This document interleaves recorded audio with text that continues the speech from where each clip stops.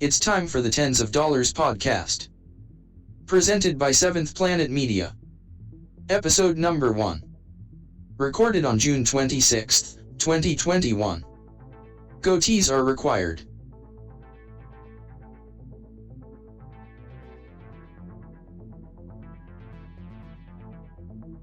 How's everyone doing today? How are we doing, Allie? I'm good. How are you? I am good. How are you doing? I'm doing great. What was the big events today? I saw you were playing some slots there, Uncle Slacker. Actually, our big event of the day was a tornado about 10 miles away. Really? Yep. Emerson come flying down the stairs, and he was like, "Oh my God, it's a tornado!" He did. So that first time, he was like, "Oh, really? After Devin came down and after we heard it." No, before he got one about the watch, the tornado watch. Okay. Oh, I had just fired up the stream. yeah. I was like, Watched him. And oh well, let's go see if we can find a tornado. And he's like, go outside and look. I said, well, yeah, that's what we do up here. We just You just go look. Is there something dangerous coming? Yeah. So let's just start off here with Smokey and the Bandit. So let me give you a little synopsis here. Smokey and the Bandit was released in 1977, and it was the second highest grossing domestic film of 1977. Had a domestic box office of $126 million that summer, and the budget was only $4.3 million. Does anybody know what the highest grossing movie was that year in 1977? A stupid little movie called Star Wars. Yeah, Star Wars. And Star Wars took in $775 million domestically. So it's very interesting. Little movie Smokey and the Bandit.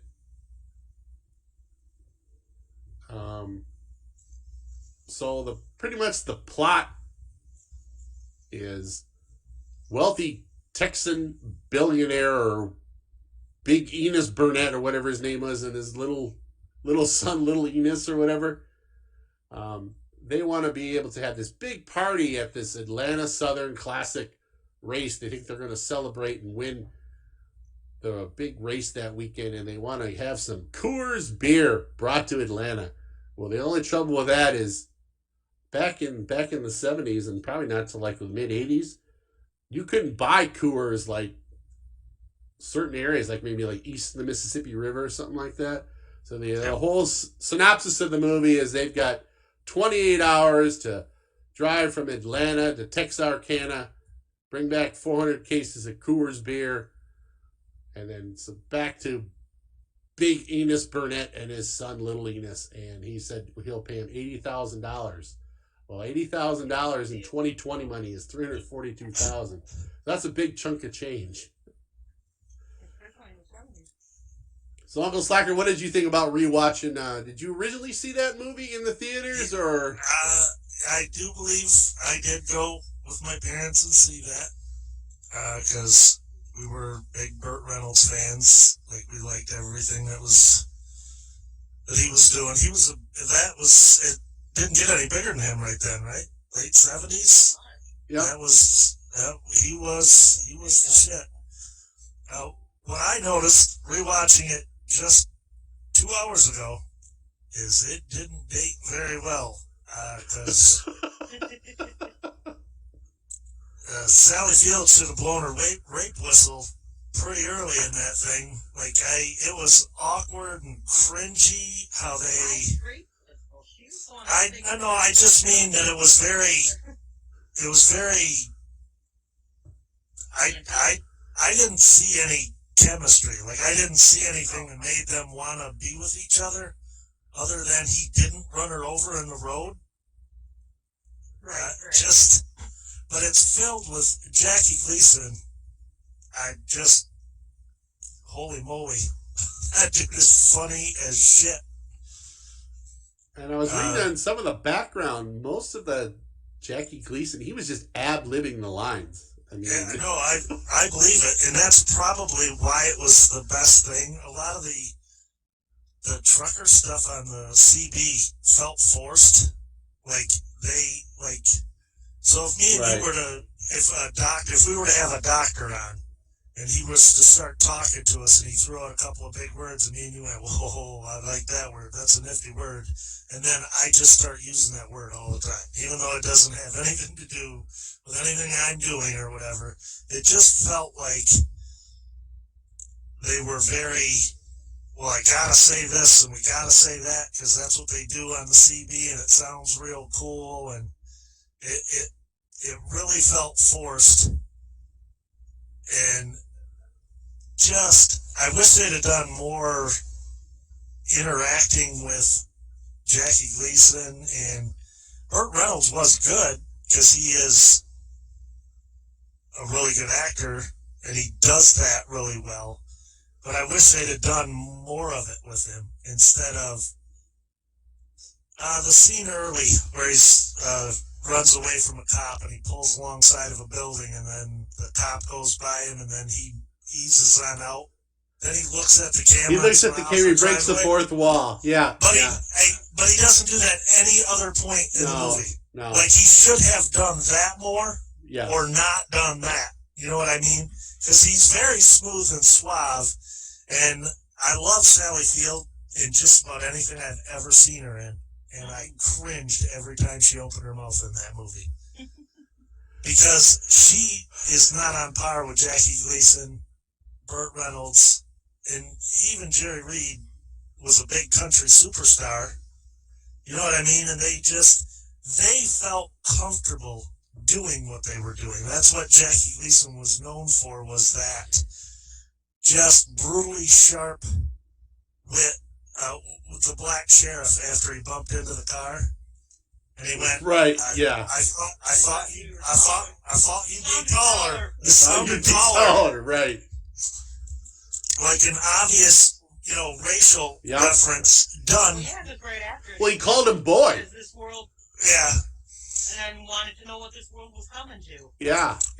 It was like, whoa, that wouldn't fly today. No, that really stuck out at me. I was like, but you know what? Back then, nobody thought about it. Right. It was just something you didn't even pay attention to. But just, I don't think it aged well just because the flow of the movie. But there are so many, if you watched 5-minute clips of it, it's hilarious as fuck. You know what I mean? If you just watch the funny things. There is like that line. I'm gonna probably do it for the next two months now. Just, there is no way you came from my loins. Yeah, right. Where you came from my When I get home. When I get home, I'm gonna punch your mama right in the mouth. And then and he's just that poor cop that pulled him over or whatever. After his vehicle was all beat up, and he just, Buford T. Justice, and every tap was right on point. And I'm like, oh my God, that just, all those little things in the movie were still hilarious. Just when you watch the whole movie and string it all together. Well, when they stop at that choke and puke, and Bandit's there, Burt Reynolds is getting, something to eat or whatever, and then Buford T. Justice shows up, and he's ordering a hamburger, and he what does he go to the bathroom? And he's got the toilet paper on his stuck to his glasses. And then he said, I had to actually look at it twice. After she grabs the toilet paper and walks away, he says, "Nice ass." Oh, I didn't get that part. And I'm like, what did that have to do with it? But it was funny, I just. Well, because she was a bigger lady. And every. Skinny little petite. So how many? I thought about it towards the end because the timing, we are so used to, we're spoiled now. You do a scene in The Matrix. Oh, you told me never get on the highway, and it's a big 15, 20-minute semis crashing into things. Neo flying over semis, and it's just an amazing sequence, right? you watch the fucking stunts in this movie, and the fucking highway is dead ass clear. Not a soul on that motherfucker. Right. And they're always driving the left side of the road. Did you notice that? Yep. And then the one cop jumps something and lands on the back of a convenient semi. It's the only semi, and it happens to be a flatbed semi that the car can land on. And then the semi doesn't stop. It kept going. Oh, but when he needs help getting away from Smokey, well, there's a convoy. That's convenient. And then he can just slip into the convoy and on the other side of it. And you're just like, good Lord, you couldn't throw a fucking Volkswagen Bug out there, a little, just a bone in the foreground there of these. Just the guy has ruined stuff. Well, the one that really stuck out to me was when the motorcycle cop pulled over Snowman. And there's not another fucking car on two lanes of fucking highway in two directions. Right. And there ain't a fucking there's just a motorcycle cop and a semi. That's it. Nobody else. Well, till Smokey comes back and saves him, right? You're just like, good Lord, you can't put a little something in there for us, but going around other cars. But I tell you what, here is how selective your memory is. Had you told me this morning before I rewatched it how awesome that movie was, what did I tell you yesterday? Fuck yeah, let's do that movie. That's fucking awesome. Right. If you'd have asked me how cool were some of the chase scenes, I'd have said they're fucking out of this world. They don't get any better than that, right? And then I'd be embarrassed sitting here going, oh my God, 2 kids on a tricycle with a tilt-a-whirl in between them would have been fucking, more high speed than that. But it's still, I think, depending on your age, when you go back and watch things, that was cool because it was Burt Reynolds. It was a cool Trans Am. And it was a cool Trans Am. I mean, I'm probably, when that came out, I'm probably 3 years away from wanting to own that bitch. When I turn 16, I'm getting me a black Trans Am. And so, it's a very impressionable time that I saw that movie. You were 8. Well, what led to the chases not to be, as exciting or really well done is, I guess, according to Wikipedia, like the week before shooting started, Universal cut the budget by $1 million. Oh, shit. And the director, who was like this big stunt coordinator that actually was really good friends with Burt Reynolds and used to live in Burt Reynolds' pool house. Oh, wow. He wanted 6 to 8 Trans Ams from Pontiac, and they only gave him 4. And they said they had a hard time keeping those things running by the end of the film. Just the 4 Trans Ams. Oh, I believe it. Yeah, because back then they really did the stunts. And generally not in one take. So on a rating from 1 to 10, where would you get? It's tough. Because you're looking at something. Well, I'm going to be as fair as I humanly possibly can with it. For its time and for the kind of movie it was, because I don't know, maybe we'd have to look this up. Did that come out before or after Cannonball Run? I think this was before Cannonball Run. The Cannonball Run movies came after that, and that's what greenlit everything. Because we're reading all the articles on this. People didn't. There's a lot of Burt Reynolds friends that didn't want him to do this movie, and this isn't going to work. And then Cannonball Run movies all came, I think, in like the early 80s. I think that's part of, because before that it was Deliverance, Gator.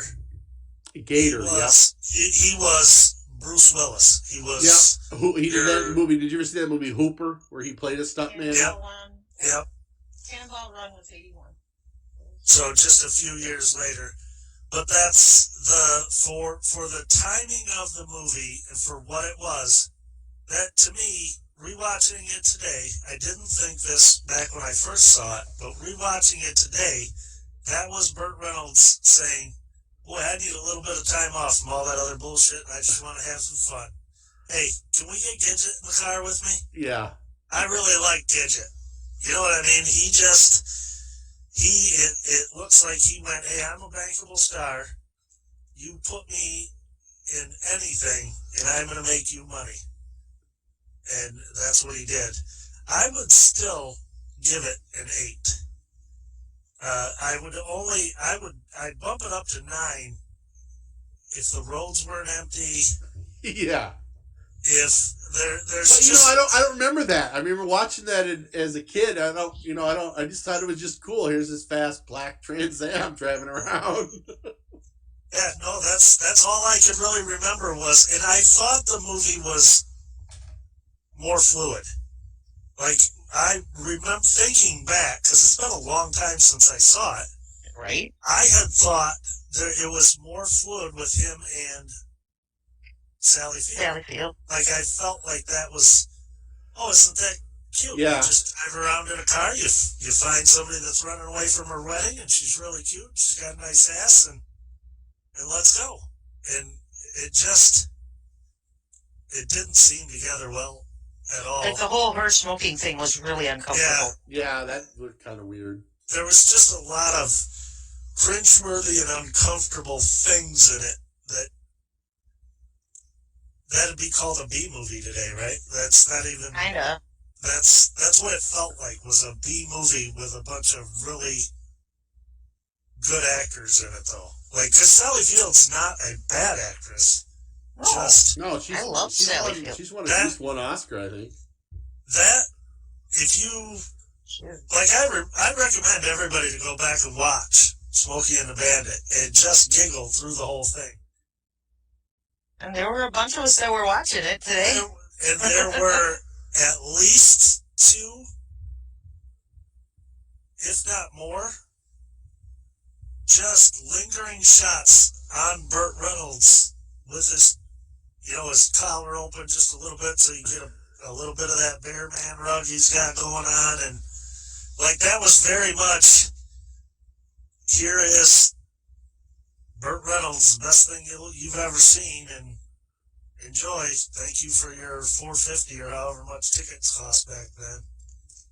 But I would still give it an 8 because it's one of those. It's not on the level of Caddyshack. No, it's not. Right. Those kind of funny comedies.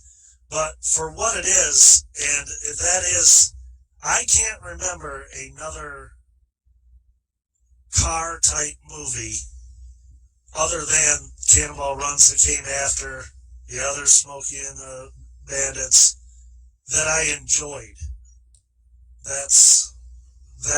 There is none. Is there a Fast and the Furious without Smokey and the Bandit? Probably, but probably a little different.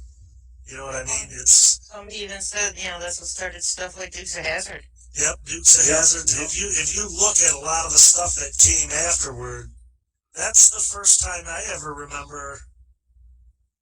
I didn't think about it then because I was younger, but now that I look at it, I mean, before then, were there movie stars that they might have got movies made, like I had heard before Elizabeth Taylor pretty much got Cleopatra made. If it wasn't for her, it would have no one else was ever going to play her, and right. Like she pretty much greenlit that movie, but that's on a bigger scale.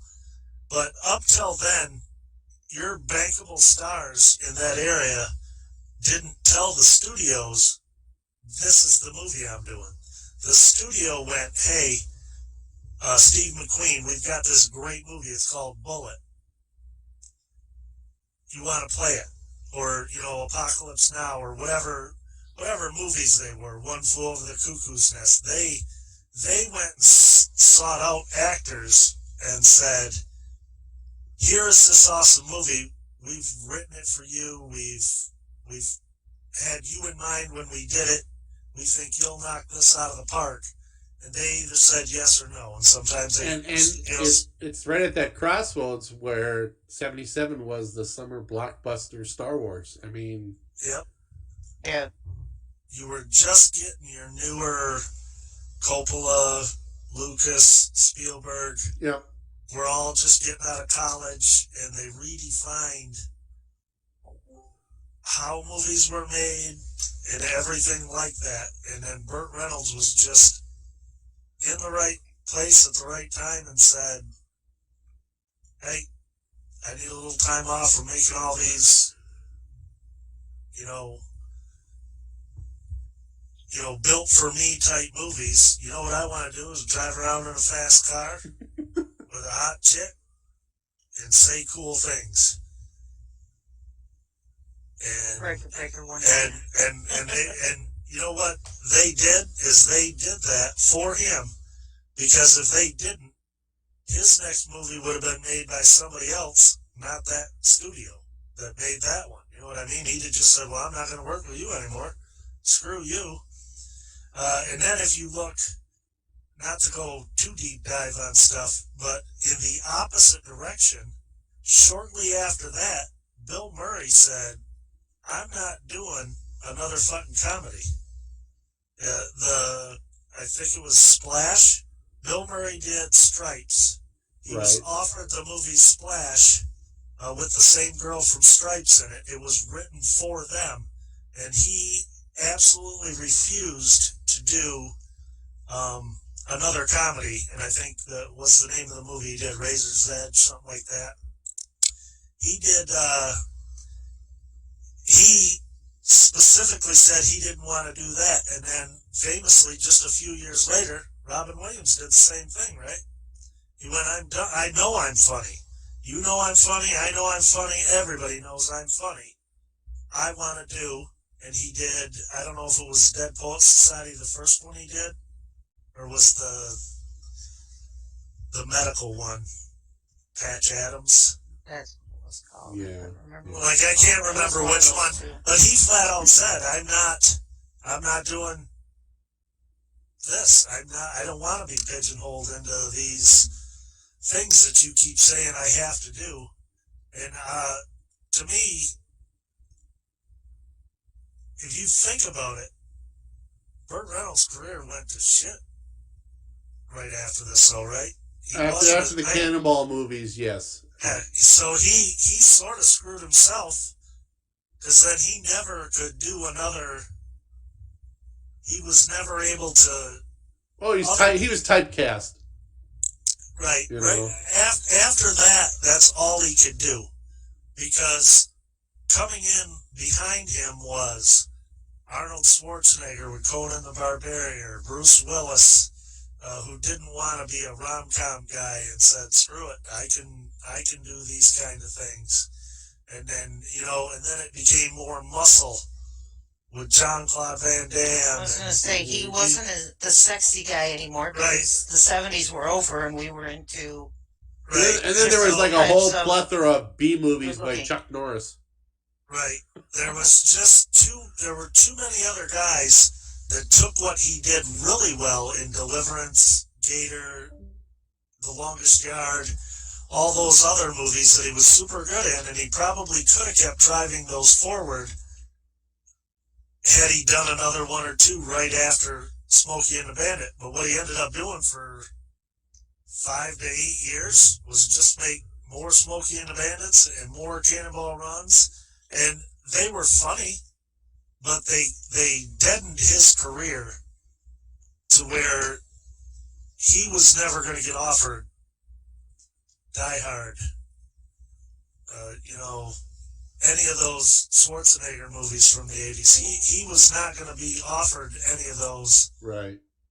Because that just wasn't him anymore. He turned himself from out of an action hero and into just a good-looking comedic actor that knew how to play well off other really funny people.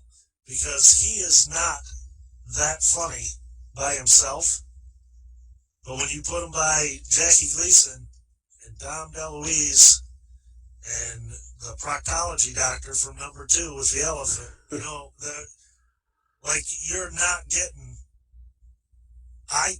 Just anybody could be funny next to those people. You know what I mean? And so he killed himself that way. Well, yeah, he did do well in Boogie Nights, but it was where he excelled afterwards was, and he should get credit for this too, because he's one of the first people I remember seeing in something where I went, man, I thought Burt Reynolds was a bigger star than that part. And Well, he did do Best Little Whorehouse in Texas. yeah, but with that, Dolly. that was just another money grab, Right. middle finger at Hollywood type thing, to be honest. They probably said, hey, you got to make another movie. And he went, look at the tits on that one, and let's go. I'll figure out how to sing later. But he was, no, I do remember somebody else that had, Spencer Tracy did a movie that was they remade it with Cuba Gooding Jr. Rat Race was what they called the new one. The first one was Mad World. It had all sorts of famous people in it chasing a treasure. Right. And he was a detective or something, and he only had a few. They only showed him every once in a while, just looking confused at why all these people were doing things. That's the first time I ever remember a bigger star doing something beneath them, so to speak. And Burt Reynolds got really good at that later. Boogie Nights, he did it in. He did another one after that. And here's a little known fact. Just before he died, he was supposed to play in Once Upon a Time in Hollywood. Oh, really? As the old guy at the ranch. And Bruce Stern ended up taking... He actually has had 2 Interesting. movies released posthumously. In 19, it was Striptease was Innocent another Kiss, and in 21, Defining Moments. He was in both of those after he died. I believe it. But I do think he really sidetracked his career. But for the movie, for what it was, I still think it's a good movie, and I'd sit and watch it mindlessly. You know what I mean?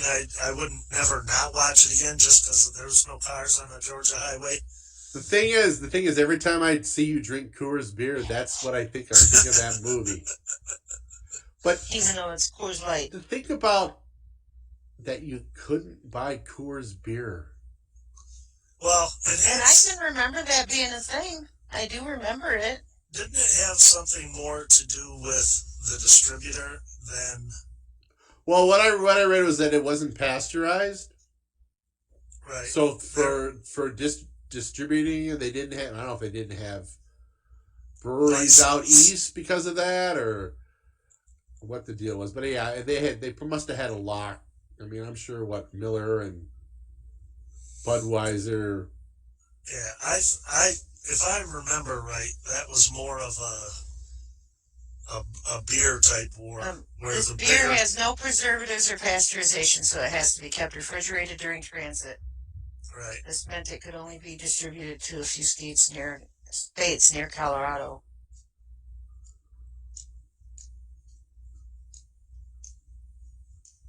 But we could get it in Michigan. Like, I don't ever remember not being able to get it. I remember not being able to get it. Really? You had it in Michigan? Yeah. When I turned of age, which was the late 80s, early 90s. Oh, no. Coors went national like in 84.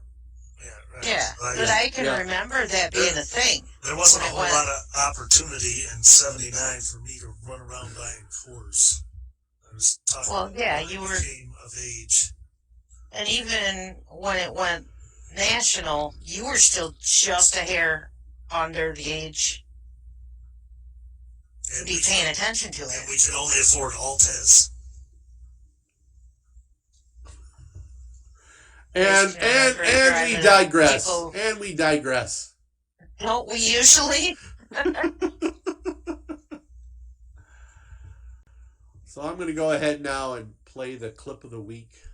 But I didn't think, chat. I didn't think this through. Chat. This is not something that was planned very well.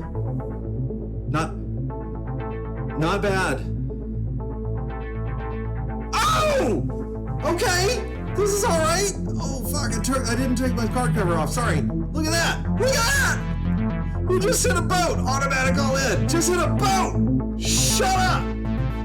I'm a streamer, damn it. So that was Mustard Fan, who is going to be our condiment expert. Are we ready for our poker hand review? We are.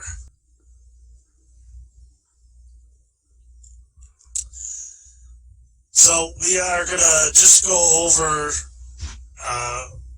and actually it's a pretty simple hand, but it's something that I think a lot of players struggle with, being able to lay down pocket kings or do something different with them. So we have pocket kings here, super deep, 155 bigs. Everybody's super deep. 60 bigs is the smallest stack, so plenty of stuff to work with.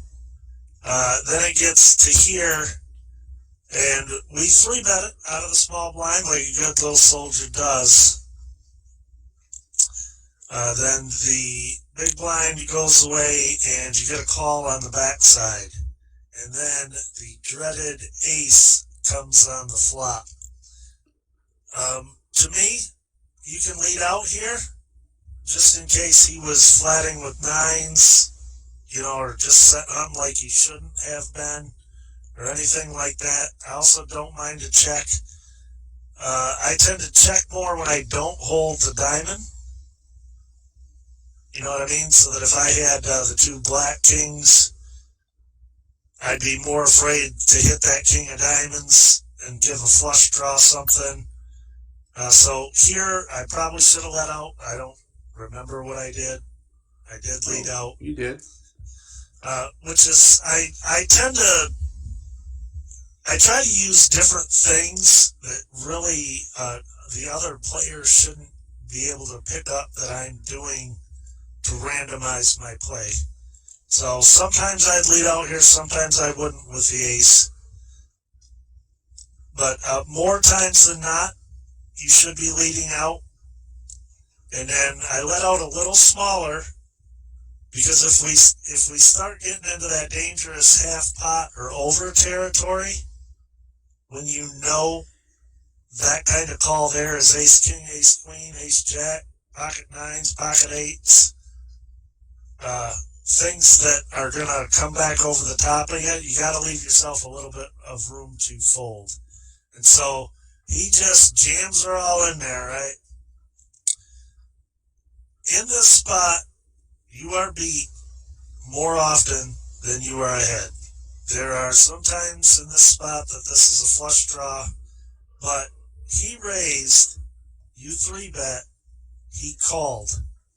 Generally speaking, they're not calling here with king 9 of diamonds or queen 8 of diamonds. It's there's no 2 diamonds that he's calling with here other than ace queen, ace jack of diamonds maybe, you know what I mean? But I doubt, but you're beat by that anyway without the diamond draw. And they want you to pay for your draw if you do have 2 diamonds, right? Right, and so I'd probably say 80% of the time here, he's got an ace, and if he's stupid enough to have done what he did here with a set, then he just loses money. Because if he flat calls, maybe I fire another bullet. You know what I mean? Maybe I can start to put him on queens or jacks, and he doesn't believe I have the ace. You know what I mean? So if he's stupid enough to do this here with a set of 6s or a set of 8s, bravo to him. But a little less than half my stack, bravo, when I know I'm beat. Too many players here go, I can't believe my kings got cracked. No, they didn't. If you call here, your kings didn't get cracked. You misplayed a hand. And I think a lot of people, when they're playing hands, if they've got 4 or 6 tables up, don't don't necessarily, they just go back to, I had kings here, I should have won. Yeah, they don't get there. They're too married to those kings. Yep, and then they call, and they're mad when the guy flips over ace-jack, when you know that's what weak-ass players call with on the backside when you 3-bet them. So when the ace comes, you got to be able to get rid of it. Just like if this flop was jack 6-8, and he does the same thing, and you snap him off and he's got ace-jack, congratulations for giving me your chips, Junior. You've got to be able to play it in such a way. Your job as a poker player is to extract chips from other players, and when you got a big hand, but an unfavorable flop, or the information being given to you by the other players, you need to be able to let it go. And I think too many players, myself included sometimes, it's not like I don't, but too many players in this spot would tell themselves, well, if he's bullshitting me with jacks, I can just call here, and I'll have a lot of chips, or I'll re-enter and have 125 bigs. Well, yeah, and you've doubled your buy-in, which still doesn't guarantee you a cash in any way, shape, or form, because there's still poker to be played, and you gave somebody else a whole bunch of chips.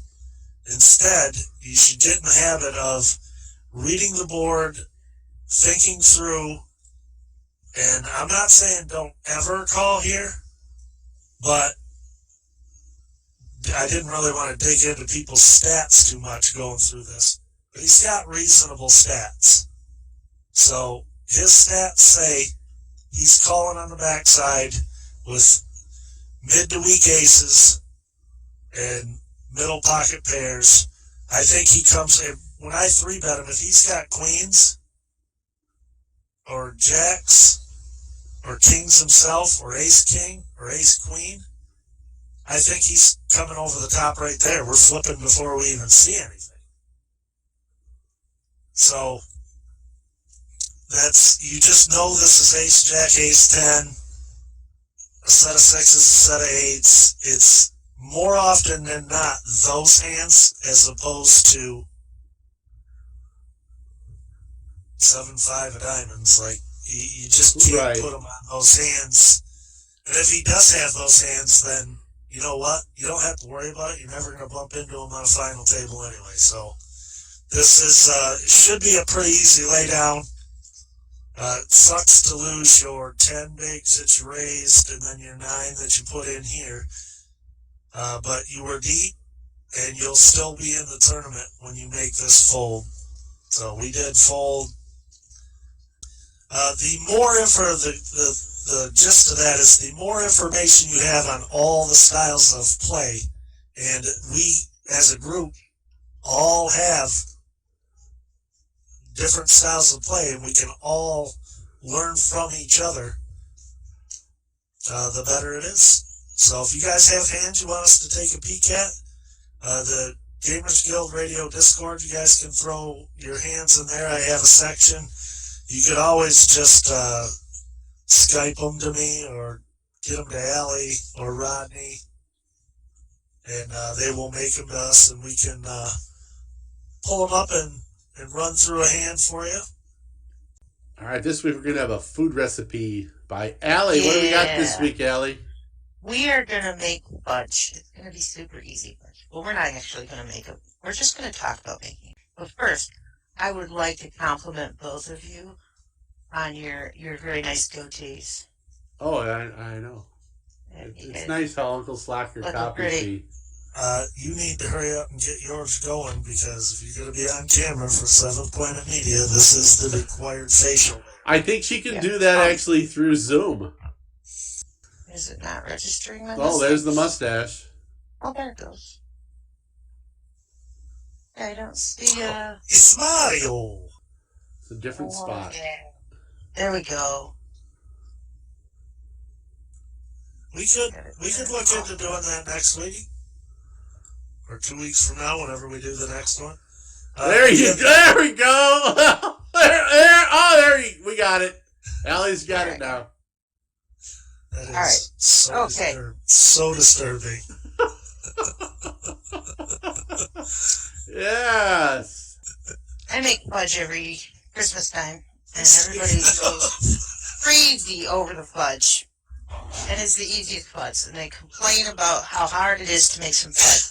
Are you guys having a hard time taking me seriously on how to make fudge? A little bit. Would you like me to take it off? That's up to you. You all right, Chris? You know, it's possible that this could be the clip that goes viral. We don't know. We don't know. You never know what goes viral. Yeah, we love some fudge. Let's hear about that fudge. So anyways, but people complain about fudge not setting up or whatever. This is the easiest fudge. And I will have a link. I did make a Gaiazo picture with a link so you can get it. So, what it starts with is what you need is 4 cups of sugar, a can of evaporated milk, 2 sticks of butter or margarine, 2 tablespoons of vanilla. Don't use that imitation fake shit. Use real vanilla. Oh, we can't use beaver anus sacs for the vanilla?